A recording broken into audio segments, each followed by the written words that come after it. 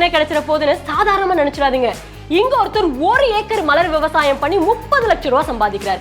எப்படின்னு தெரிஞ்சுக்க ஃப்ரீடம் ஆப்பை டவுன்லோட் பண்ணுங்க.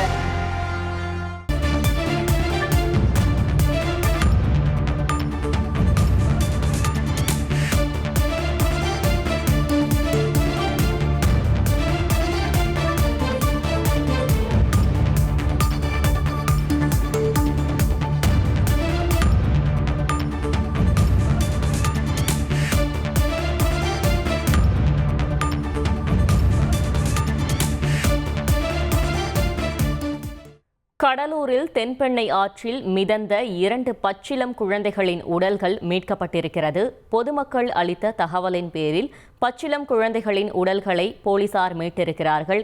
இது பற்றின மேலும் விவரங்களை செய்தியாளர் தேவநாதன் வழங்கிட கேட்கலாம். தேவநாதன், வணக்கம். போலீசார் மேற்கொண்ட விசாரணையில் முதற்கட்ட தகவல்கள் என்னென்ன வெளியாகி இருக்கிறது?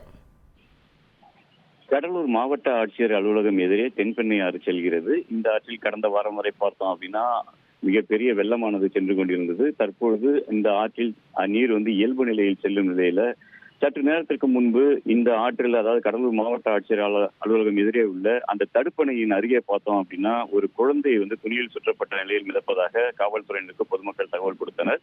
காவல்துறையினர் மற்றும் தீயணைப்புத் துறையினர் அப்பகுதியில் அந்த குழந்தையுடைய உடலை அங்கிருந்து மீட்டனர். அதன் அடியிலேயே ஒரு பை ஒன்று கிடந்தது. அந்த பையினை எடுத்து பார்த்தபோது அதிர்ச்சிகரம் தங்கமாக அந்த பையினுள் ஒரு குழந்தையின் உடல் இருப்பதை போலீசார் கண்டுபிடித்தனர். 2 குழந்தைகள் உடல் ஒரே இடத்தில் கிடந்ததை கண்ட போலீசார் அது குறித்து தற்போது விசாரணை மேற்கொண்டு வருகின்றனர். அந்த உடல்கள் மீட்கப்பட்டு கடலூர் அரசு மருத்துவமனைக்கு அனுப்பப்பட்டிருந்தாலும் இது இரட்டை குழந்தைகளா அல்லது தனித்தனியாக வீசப்பட்ட குழந்தைகளா என்ற கோணத்தில் விசாரணையானது மேற்கொள்ளப்பட்டு வருகிறது. மேலும் குழந்தை இறந்ததால் வீசப்பட்டதா அல்லது குழந்தை கொன்று வீசப்பட்டதா என்ற கோணத்திலும் போலீசார் விசாரணை மேற்கொண்டு வருகின்றனர்.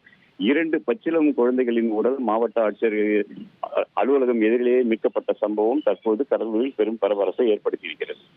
தகவல்களுக்கு நன்றி தேவநாதன்.